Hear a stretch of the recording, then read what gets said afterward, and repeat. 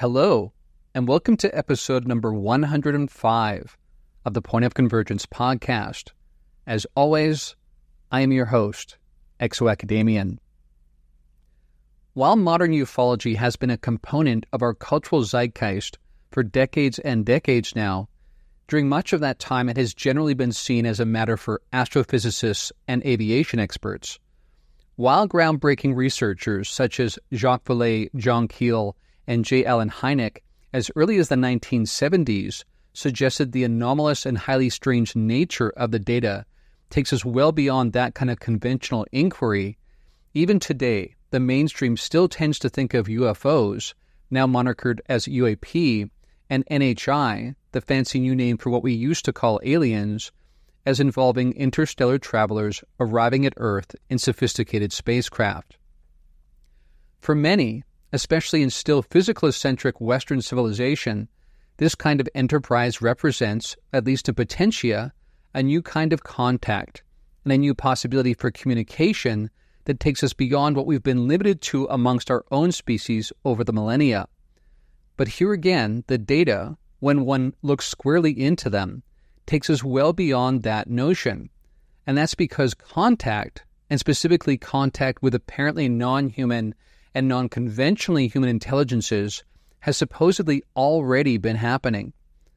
The varieties of contact technologies or modalities that have mediated this non-ordinary kind of communication include mediumship, channeling, shamanic journeying, CE5/HEIS, dreams, psychedelics, and even fever states, and that's just to get started. In other words, the issue seems to be not one of needing to wait for interstellar travelers to arrive to finally give us this opportunity, for it's been available to us all along, with some cultures and people groups being more privy to this fact than others. Interestingly, these various modalities of contact and communication also seem to be possible regardless of what would seem to be the expected language and even species-specific differences. And that's because mind-to-mind communication, known in parapsychological circles as telepathy, seems to be the general rule rather than the exception in these endeavors, thus bypassing the need for translation of written and spoken languages altogether. But of course, these startling revelations raise further questions. If the issue is not one of needing to wait for interstellar travelers to arrive via superliminal, that is, faster than light travel, then how exactly is this contact and communication happening? Have they been here in our so-called physical space all along? Or does the nature of this contact suggest space, and for that matter time, is simply not what we've long assumed? How is it that these various contact technologies are able to connect us with alternative forms of sophisticated sentience, and what do they have in common that makes them effective? These are the captivating and consequential matters we'll seek to engage with in this, the 105th episode of the Point of Convergence podcast. As we begin this week's podcast, I'd just like to remind everyone that if you would like to support this podcast, and in so doing gain access to all of my content, which includes not just POC, liminal frames, and event horizon, but also the various feature series I create, as well as OTC Squared, as well as a new feature starting this week called Midweek Meanderings, as well as access to my Discord server and early access and discounts to courses and private retreats, you can do so by going to patreon.com/ExoAcademian or by subscribing on Spotify. All right, with that preamble aside, let's jump into this week's podcast. We're going to look into these different kind of technologies of contact. And just as, if not more importantly, what is it about the nature of reality that makes these kinds of technologies possible? And as I said in the introduction, not only possible, but actually already realized, although among some people groups and some belief structures more than others. Now, speaking of belief structures, of course, every society, every construct that people belong to has within it certain assumptions about the nature of reality. And in our modern day, in Western civilization, the reason why the UFO phenomenon has been put off for so long is that it tends to stretch our assumptions about what is possible. Of course, beyond UFOs, these other elements of non-ordinary contact with beings that seem to be coexisting with us in other domains altogether stretch our modern Western conventions even further, basically to the point where they're not even taken seriously. They're just assumed to be make-believe, fraud, delusion, that kind of thing. But this is, again, where we have to really look at what the data is telling us, because ironically, what is projected to us from the mainstream is that these kinds of things can't be possible because they don't play well with our understanding of reality. But actually what physics, which tells us about reality, is suggesting is that actually the assumptions we've been working under in modern Western civilization for the last several centuries are simply not true, full stop. And it's only because of that new understanding that undoes our former understanding of reality, has not bubbled up to the surface, that is to the general public, that we don't take UFOs and these other kinds of contact modalities with non-ordinary kind of beings, sentience, etc., seriously.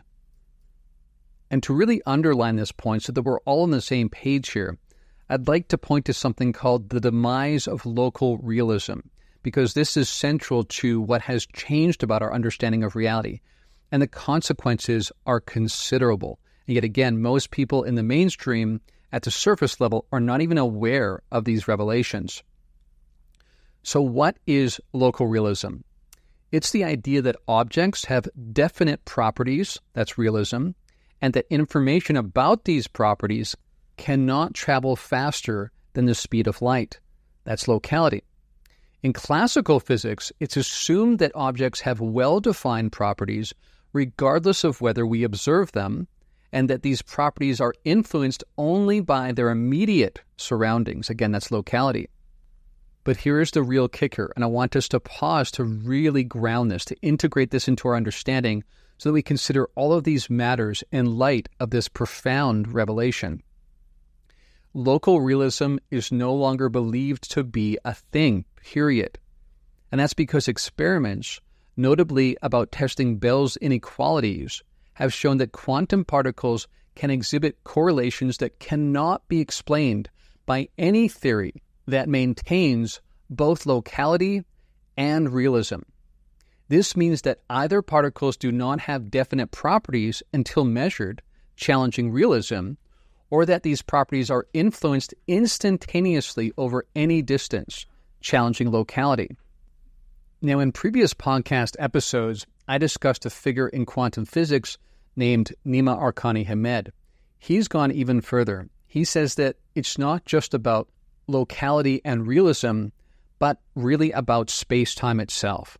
What he's saying, and this is even more consequential, is that space-time cannot be foundational. As Donald Hoffman likes to say in quoting Nima Arkani-Hamed, space-time is doomed as a construct altogether. We know it cannot be ultimately real. It's more like a shadow cast by a deeper structure. And again, that has vast implications for the matters that we engage in this podcast, because these other beings coming from seemingly coexistent domains make perfect sense once you do away with the notion that space-time is foundational. You no longer feel like you have to fit everything within space-time to make sense of it. But let's be clear here. The implications of the violation of local realism raise deep philosophical questions about the nature of reality, causality, and the limits of human knowledge. It challenges the classical notion of an objective reality independent of observation and invites new interpretations of what it means for something to, quote-unquote, exist. This is fascinating, and the takeaway here is that we should be asking ourselves what this is all around us that we're a part of. We have long assumed that this is somehow real and substantial, and these other beings coming from these other realms are not really real, or only real in kind of a tangential way. We know now that this is the wrong way to look at it, because we recognize now that this is not what we think it is. Reality is not what we think it is. We're not even sure what it means to exist, quote-unquote, again.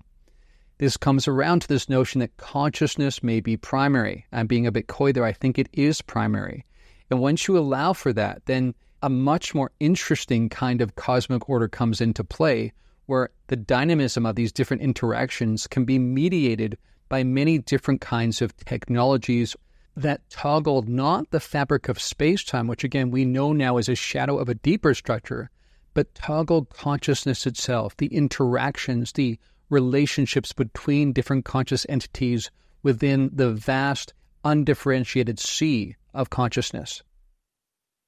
Now, in the past, we've discussed the figure of Donald Hoffman pretty regularly, and he talks about space-time being more like our local headset. So when you play a VR game, you put on a headset, you suddenly have this fully immersive reality that you seem to be placed within. Of course, we know that's not ultimately real, but it can feel that way, can feel very immersive when you're wearing that headset. So basically the notion here is that space-time, again, which is not the ultimate truth, it's just a shadow of some deeper structure, is what's being beamed through our virtual reality headset. Look at it that way. But some people have slightly different headsets than others, and specifically different people groups seem to have slightly different headsets, which allow them access to broader ranges of reality than other people. And of course, what has happened to those people historically? We've tended to want to stomp them out of existence altogether. We've wanted to wipe them off the face of the earth.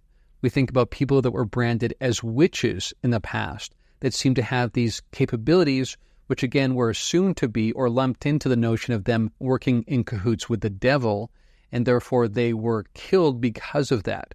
But really what's key here is that they were being targeted because of these augmented capacities they have, that they had a headset that could allow them to contact and interact with other realms of existence or a more expansive realm of existence than the general public.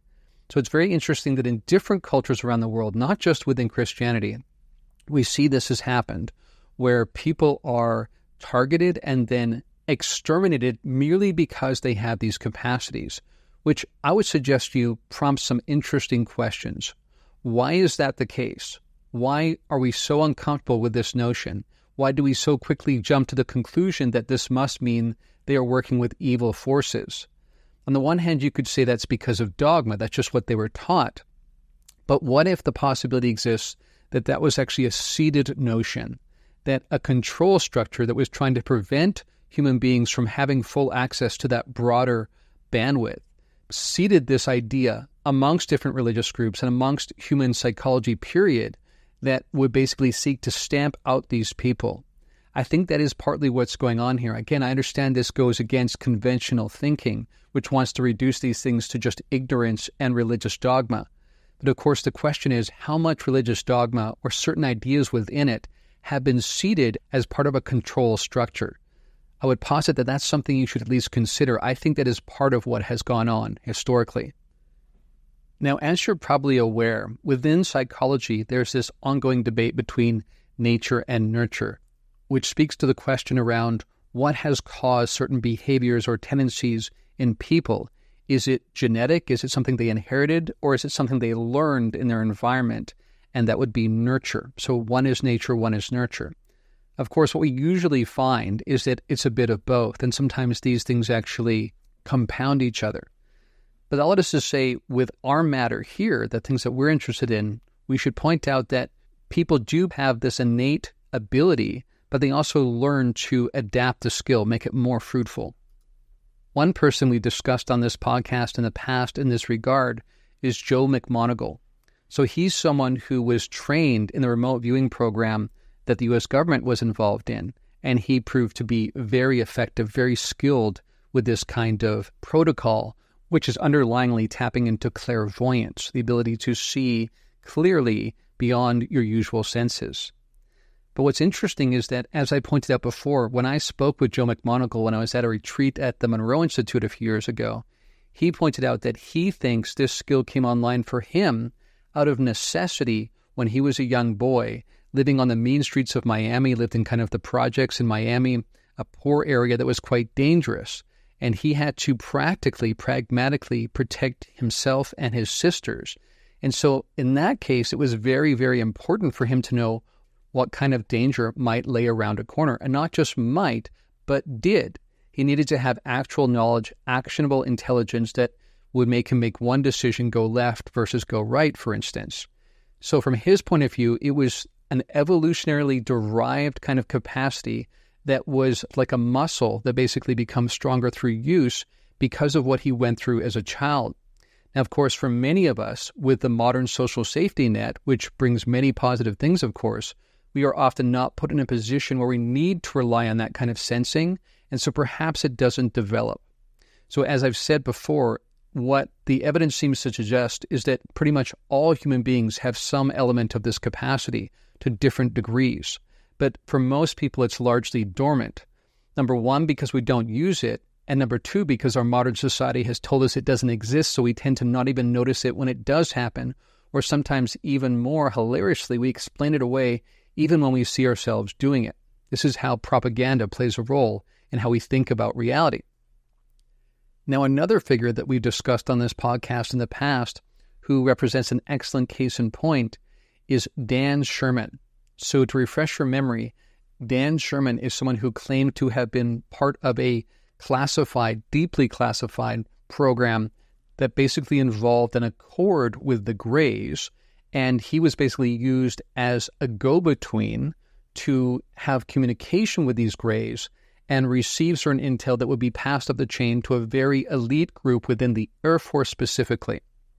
Now, what's interesting is he went through some training, some pretty extensive training, where he was taken into this underground facility, sat in front of a computer, and had to learn to use his mind to activate changes on the screen in front of him. So again, there we have the nurture aspect of this. He had to learn to develop this skill. But what he realized later on was that his mother, who was an abductee, was actually taken, and then his genome was augmented, edited, while he was still in her womb. So here we have a case where the Greys, or this non-human intelligence, did indeed augment his DNA, his genetic structure. But then later on, 20 years later or whatever, he went into the Air Force. He was recruited into this program, and this skill was further developed so that he could be of use in getting this information from the Greys and then passing up the chain to this really, again, elite group within the Air Force. And he later on, to refresh your memory, came to believe that what he was basically receiving was coordinates, dates, times, that kind of thing, to do with abductions that were going to take place, which suggests, again, pretty provocatively, that the Air Force knew about these abductions, that had indeed agreed to them. This is part of the accords, perhaps, that people like David Grush have alluded to. But again, the key here is that we have both nature and nurture, an inherent capacity, but that in this case was actually augmented by the Greys, and then later skill training actually helped him to even further the effectiveness of this capacity. So thus far, we've discussed a couple individuals who had this kind of capacity that involved both nature and nurture. But as I mentioned in the introduction and earlier on, this also is reflected in people groups altogether. So different ethnicities seem to have different capacities. So again, if we think about the analogy of the headset, different ethnic groups have slightly different headsets, which gives them different access to this broader bandwidth of reality. For instance, one group that's been pointed to pretty regularly is the Cherokee, that different indigenous groups seem to have this broader capacity, and the Cherokee people specifically have been pinpointed in this regard. So what's also interesting here, of course, is that we have, as part of their self-understanding of their origin, that they actually were coming from star people, that actually they descended from what they called star people. So basically sentient beings that came from outside of the earth that seeded them on this planet. And to some degree, they are the descendants of that group. And that would explain why we have subtle differences, and sometimes not even so subtle differences, between different people groups. Again, speaking of propaganda, the assumption in modern society is that all human beings descended from one people group and that we basically are working with the same headsets. But I would say the evidence suggests otherwise. And interestingly, this also dovetails with some of the origin stories of some of these different indigenous groups, which again, Western people have tended to reject. They assume those are just silly stories. But the evidence would seem to perhaps suggest otherwise.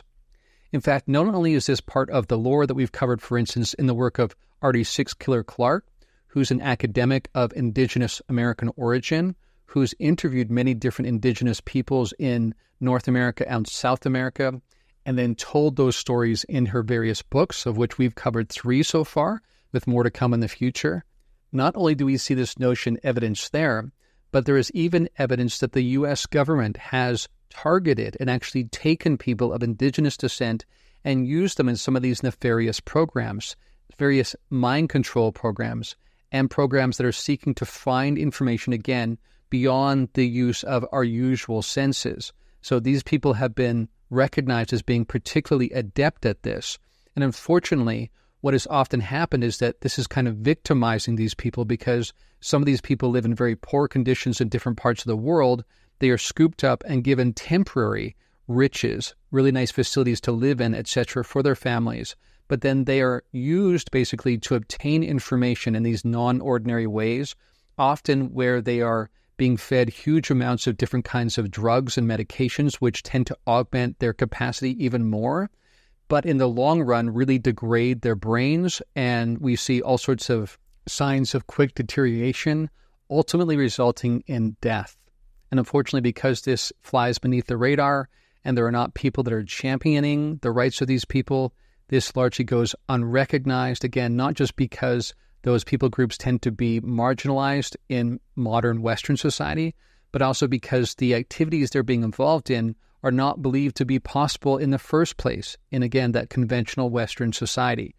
So this, again, tells us something about reality that's important, and not just about reality, but about human history, human origins, and it being a more complicated picture than we've thus far been told, at least in Western conventional society. Now, thus far, we've talked about people that have either had their genetics altered in some ways, augmented in some ways, in utero, etc. And we've also talked about different people groups, different ethnic backgrounds that seem to have different capacities, or what we might call different headsets, slightly using that kind of metaphor.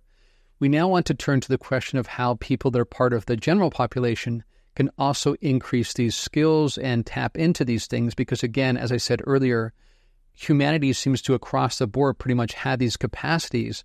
It's just that they're largely dormant in most people, either dormant again or just not being noticed within certain societal structures that don't welcome these kinds of notions. There are different kinds of contact technologies that can be used to facilitate these kinds of contact and communication experiences. The first one we'll discuss is psychedelics.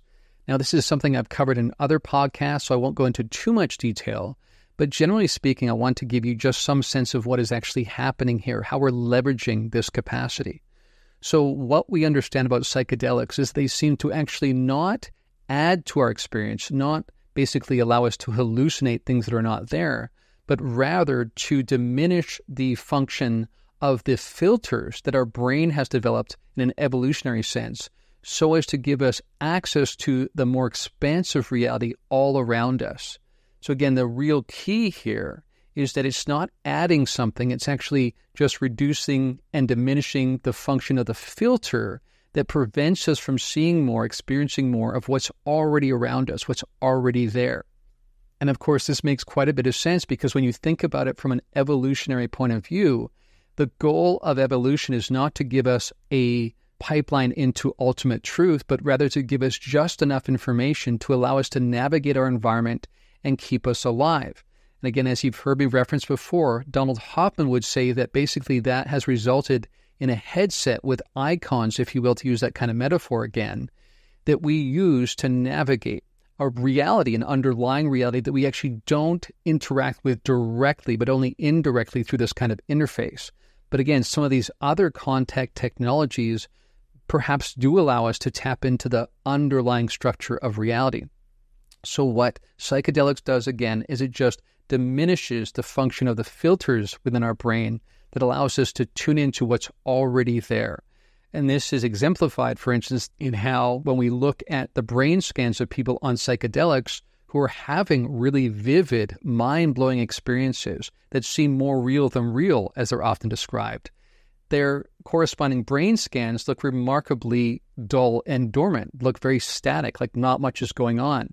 And again, according to a physicalist point of view, if you're having a really amazing experience, a vivid experience, where your senses seem to be lit up, because again, we assume that we are perceiving through our senses, then we should see this in a brain scan that looks lit up in a corresponding way. But that's not what we see. We actually hear reports of people time and time again having remarkably vivid experiences, the most mind-blowing experiences of their lives, but simultaneously their brain scans look like nothing is really going on. Neurochemically, they're quite dormant. So again, this hints at not just the fact that reality is more than we are usually aware of, but that perhaps actually what we're usually experiencing is a diminished and translated, dumbed down kind of version of that broader reality. All right, the next contact technology we're going to discuss is what is known as shamanic journeying. So for those of you not familiar, a shaman is a particular person within a tribe that is picked out to play a certain role for the tribe, to fulfill a certain function for the tribe. And the first point I want to make, again, along the lines of what we've been discussing with nature and nurture, is that this is not just any random person. They don't just draw straws and whoever happens to get the shortest straw becomes the shaman. What actually happens usually is that there are certain behaviors that are noticed early in life that suggest this person might have a particular gifting to this end. And so these people are noticed, and then they go through a certain kind of procedure to sort of test to see if this person is who they think they are. And if that comes back as true, then they are actually initiated into the role of shaman for the tribe. I specifically say for the tribe because what's key here is that they will play a role where they basically tap into these other kinds of reality in order to obtain actual information, actual intelligence, again, like what I said about with Joe McMoneagle, intelligence that can be used to make decisions about the actions of the tribe. For instance, where food is. Do they turn west or east? The shaman enters into kind of a journeying experience to obtain information in this specific regard. So it's not just random information or just wild, exciting, kind of colorful, abstract notions. No, this is to actually obtain information that is actionable, that will help the tribe make decisions that will benefit the tribe, that will sometimes be life and death decisions. So again, this is not a matter that's taken lightly. So the person that's chosen to be the shaman already shows certain giftings, which again points to the nature aspect, that this is inherited to some degree. And to that point, just like we see with experiencer testimony and experiencer lore, some of this gifting or tendencies seem to run in families. So often shamans are picked along a line of genetics because that, again, is something that is inherited from person to person to person. They might not have used that language to describe this, one of genetic inheritance in the past, but we do see that certain people within a certain family line are generally picked to be a shaman because of this, which again lines up with what we see with experiencers who often report being part of generations of contact. And again, it's not just contact, but sometimes editing and augmentation of gene structures, which help to explain why some of these people have additional capacities or more augmented capacities beyond the average. So that's a little bit about how a shaman is chosen. But once a shaman has taken on that role, the question then remains, how do they make these kinds of connections? How do they contact these other kinds of beings beyond this realm and obtain information, helpful information that will impact the survival and the livelihood of the tribe? Basically what happens is it's a combination of what we just discussed in terms of plant medicines, different psychedelics that are used to mediate this kind of crossing over, along with things like a drum. Now, perhaps you might ask the question, why a drum? What does that offer? Is this just about being musical? Well, as it turns out, no, that's not primarily how the drum is used, and the key is how. I used to lead shamanic journeys when I lived in California and have conducted these with family and friends in the past. And basically what you want to do is create a certain rhythm that is repetitive. That's the key. It's repetitive. It's not very colorful. It's not meant to be dazzling for people who are listening and participating in the experience. It's meant to actually drone them into a kind of trance-like state. So that's the key. It's a repetitive rhythm that is used to induce a trance-like state. And why? Because that modulates your consciousness so that you actually are able to expand your consciousness and make contact with these other modes of existence. Again, the question about where we're going is perhaps the wrong question. Remembering, space and time are more like shadows on the wall. We are modulating consciousness through the combination of psychedelics and the trance-like state induced by the rhythmic pattern of the drum, which is repetitive. And it's that combination that allows them to cross over and make contact.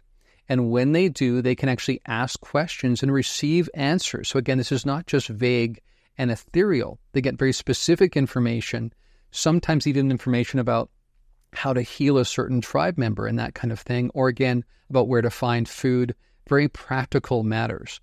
So the shaman does that, goes through these different ceremonies where they are basically adding to the capacity they already have online, but they're using these different kinds of technologies to cross over, obtain information, which obviously involves communication, and then they come back, provide that to the tribe, and the tribe acts accordingly. So really fascinating when you really tune into what's really going on here, what's operationally happening that's allowing for this kind of contact and communication. And once again, following this pattern we've been outlining here, there's a bit of nature and nurture involved. All right, let's move on to the next one, which is dreams. Now, of course, this is something we all experience. You don't have to go through any kind of initiation ritual to learn how to dream. To be human is to dream. Now, what is interesting about this, though, is there's different kinds of dreams. Again, this goes against our conventional thinking and what we're taught, and I'll come to that in a second.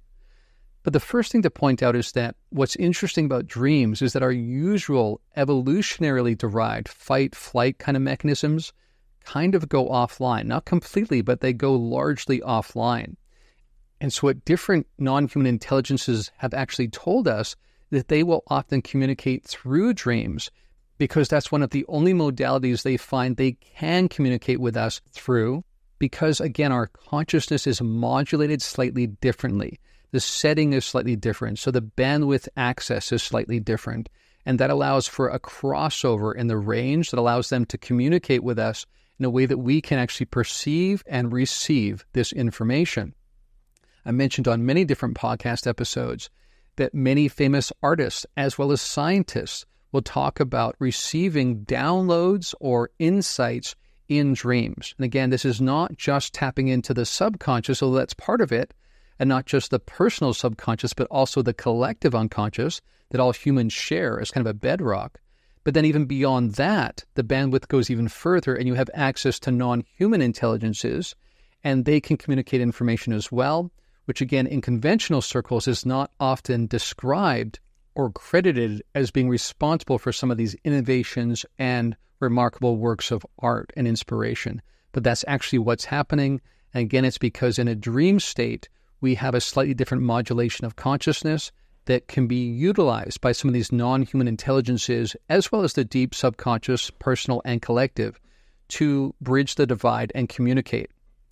Now, what's also interesting, of course, is that we can learn to augment this capacity. For instance, I discussed on different podcasts how I use a supplement called galantamine along with a certain protocol where I wake up just before I'm about to go into REM, and I actually meditate and hold an intention for a certain kind of experience, less so about the nature of the experience itself, but rather the flavor of the experience. I want it to be positive. I want it to involve encountering benevolent beings, whether they be human or not. So I use that kind of protocol along with this supplement, again, to modulate my consciousness. And this results in some really amazing experiences. I have found this personally. In fact, I wanted to share something that I posted to social media recently regarding one of these experiences I had just this last week, which kind of really synchronistically fits nicely with the topic of this week's episode. I said, quote, "I had a bizarre/stunning experience early this morning when I semi-awoke from a lucid dream. I was then able to watch the ongoing dream in a minimized window to the bottom right of my visual field while my room was projected over the rest of my visual field," unquote. So that's the experience I had. It was really remarkable. I had my eyes mostly open, and in that I could see my room. But in the bottom right, the dream I was having was still unfolding. That's what was remarkable about it. I was driving through the desert, driving this car in this desert road in the high desert. It looked like maybe Oregon or something like that. And I could see this almost like a film roll proceeding while I could also see my room through the rest of my visual field. And this was a dream I had become lucid in already using this protocol that I have established, which other people have used as well, that again involved not just a certain kind of behavior pattern in terms of being prepared for this, meditating, setting an intention, but also by using this supplement, which added to the experience. So again, these two together allow us to modulate our consciousness, and it can produce some really profound experience. Now, before we move on to the next technology of contact, I wanted to first address this notion of there being different kinds of dreams. So again, within indigenous circles that seem to have more nuance around these kinds of matters, they discuss a kind of dream that's known as a big dream. And this refers to dreams that are considered to have deep spiritual or prophetic significance. These dreams are often seen as messages from ancestors, spirits, or the natural world, providing guidance, warnings, or insights, again, about personal and or communal or even sometimes cosmic events. So again, they actually have more nuance here. So just like we hear about certain, for instance, Inuit tribes that have many, many words for snow because this is part of their felt experience, and so they want more nuance around these kinds of matters. This also comes to dreaming within indigenous cultures as well.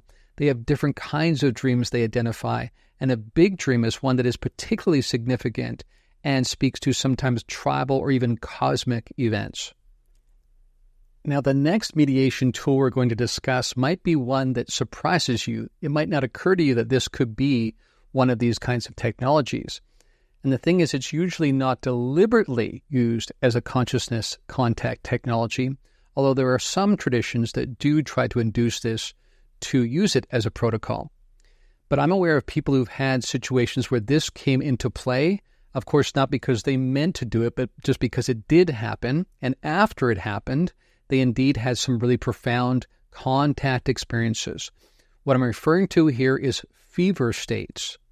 So this might surprise you again, but if we think about the underlying mechanism that we've been identifying on this podcast episode, it's that consciousness is modulated in some way. Some sort of change is enacted because of some sort of factor, some variable that is the change agent. In this case, it's some sort of external variable that puts someone in a fever state. And when they're in a fever state, their modulation of consciousness is different. And because of that, they again have a crossover with the bandwidth where some of these other beings exist regularly. And in that, communication can happen. So the most famous case I'm aware of here is with my good friend Stuart Davis. And he actually discussed this on a podcast episode he created where Man Meets Mantis is the name of the title. And that gives you an idea of what happened. He met a mantis being when he was in a fever state. So basically, those of you not familiar, a mantis is a really large, giant, basically version of a praying mantis insect, often 7 to 9 feet tall, pretty imposing creatures. And he met this being for the first time when he was in a fever state. Now, interestingly, if you think this might just be a one-off, it turns out it's not, because when I was visiting him one time in Denver, he actually clarified that he'd had another experience recently at that point. This was a couple of years ago, where he had again encountered this mantis being when he was in a fever state. In this case, it was actually a bad reaction to a vaccine that put him in that fever state, and then he had the encounter again that pretty much picked up where the other one left off. So really fascinating here what's going on. But again, I think what you're noticing, I hope by this point, is that the mechanism here is the modulation of consciousness, which is caused by different kinds of variables. But once that happens, it changes the bandwidth, and there creates the possibility for an overlap, therefore, with the existence or the regular existence or population of these different beings, and then communication and contact can happen. So really fascinating case, again, through a means or a medium that people often don't think of as a consciousness technology. But again, there are people groups, it's pretty rare, that do try to induce these because of what it will cause. And in fact, you may be aware of situations where even with psychedelics in large doses can create a pretty strong physiological response, almost like you're trying to fight off something. And of course, this also, though, can induce the possibility for contact and communication. So again, we're seeing some commonality here amongst these different kinds of contact technologies, how it changes our physiology, how it changes our brain structure, and more importantly and more underlyingly, changes the energetic configuration of our consciousness, which allows for these different kind of contact experiences. All right, the next contact technology we're going to discuss is channeling. Now, of course, there are different kinds of channeling, but the channeling I'm going to discuss specifically involves when some sort of non-human intelligence, or at least non-conventionally human intelligence, basically takes over the body, the musculature, and everything, the physiology in total of the person who they are channeling through. So you have a certain person who volunteers to be the channel, which, as it kind of indicates from the word, becomes the medium by which this happens. But the actual communication in this type of channeling is coming from some other kind of intelligence. They are basically taking over the body after the person has willingly given up that control, and then using the musculature of that person's physiology to actually communicate, to speak. Now, of course, what's interesting here is what we often find is either the intelligence has to use the vocabulary that already exists within that person. So sometimes it might be difficult for them to communicate the fullness of what they're trying to express because of limitations of vocabulary. Or sometimes we do actually find some problems with translation here where the right kind of word can't quite be found. Other times, for instance, in the raw contact material and other kinds of channeling experiences like that, what this entity, or in this case, a collective intelligence, accesses is the entire history of the English language, and that sometimes means they choose words that haven't been used for a couple hundred years that sound very strange to us, and we're very unlikely to be in the mind of the person who is the channel.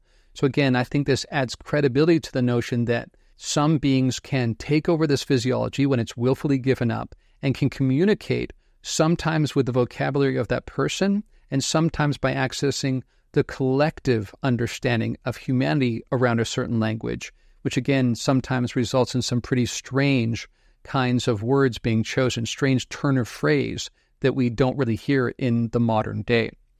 So that's channeling. Again, the key is that a different kind of intelligence, like what we discussed with the beings who use dreams because they find that is a time that they actually can get our attention and communicate.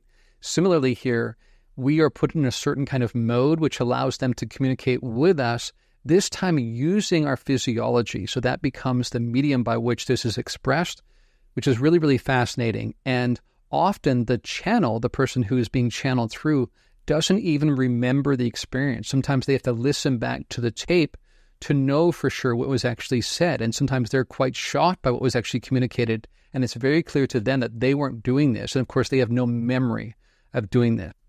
And one last point to make about this, again, the reason why they don't remember it is because they're basically in a trance-like state. So again, we have the same sort of mechanism where it's the trance-like state that allows for this modulation of consciousness to begin with. So that's channeling, another one of these contact technologies that we can utilize. All right, now let's move on to another one that I think will be quite familiar to those of you familiar with the UFO phenomenon, and that is CE5 or HICE, which stands for Human-Initiated Contact Events or Contact Experiences. So this basically involves human beings taking the front foot and proactively engaging in communication and contact with non-human intelligences specifically. Now, as many of you know, CE5 is a protocol that was popularized by Dr. Stephen Greer, and this particular contact technology involves meditation, visualization, and group intention. It's known as CE5, or Close Encounters of the Fifth Kind, because it's part of a broader classification system for different kinds of UFO encounters. And the first one, of course, CE1, meaning sightings of unidentified flying objects at close range. CE2 refers to finding physical evidence of a UFO. CE3 involves observation of an actual extraterrestrial being or entities in the vicinity of a UFO. Close Encounters of the Fourth Kind, CE4, involves the abduction or direct interaction of a human being with an alien of some sort or another. And then, of course, you have Close Encounters of the Fifth Kind, what we're talking about, CE5, which is, again, is human-initiated communication. So something to keep in mind here is what was referenced earlier, and that's the group coherence. So this is really, really key, because if you go out with people who have very different resonance, different kinds of energy that they're sort of emitting into the cosmos, then that's really going to negatively impact the experience likely, because it's the power of the group coherence, of that shared intention, that basically creates the modulation of consciousness at a group level that tends to make this connection. It's that harmonization that happens around that resonance between benevolent beings and the positive, peaceful intention of the people involved in the CE5 experience. So group coherence is really essential. Number one, to increase the strength of the energy that's basically being emitted, and also to modulate the coherence or configuration of that energy, which will harmonize with a certain other kind of being. So again, we have this crossover effect again, where this shared positive intention around benevolent beings that are wanting to be contacted also harmonizes with these very beings. And this can happen often beyond space-time, because again, what sometimes happens is the second these people gather to do this, something appears in the sky, which of course makes you ask the question, did that just happen to be there already and just was sort of predicting this was going to happen, or knew somehow prophetically was going to happen and then showed up on demand? I don't think that's so likely. I think what's more likely is that these kinds of encounters modulate collective consciousness in such a way that it basically transcends space-time and allows us to have these experiences within space-time. So they still populate within the headset, but are actually being triggered with energetic configurations that transcend space-time. And by the way, that was also true of channeling. There have been cases where even the U.S. government is using a certain channel and getting information, as I described, through that kind of channeling mechanism. But then sometimes when they ask for a sign, lights will show up in the sky outside the building. So sometimes not only does information come through, and sometimes the information comes through the physiology of a being, like the channel, but we can also see things populate into the space-time construct by means of a modulation of consciousness that transcends space-time. Now, speaking of group coherence, this is an element that we discuss pretty extensively in my Essence of Being courses, and I wanted to make everyone aware that this upcoming week will see the opening of registration for 2 classes that will be offered starting in September and carrying on into November. They will happen once every week for 12 weeks. The first class is Expanding Awareness. Registration for that will be open midweek. And then there's a follow-up class to that called Cosmic Awakening that is available to anyone who's already taken the first class, Expanding Awareness. Registration for that class will also be opening midweek. And information about these classes and about my Essence of Being initiative in general can be found at essenceofbeing.info. And on that note, we've come to the close of another edition of the Point of Convergence podcast. If you'd like to support this podcast, you can do so by going to patreon.com/ExoAcademian or by subscribing on Spotify. But until next time, friends, from deep within the Blue Ridge Mountains of North Carolina, this is ExoAcademian signing out.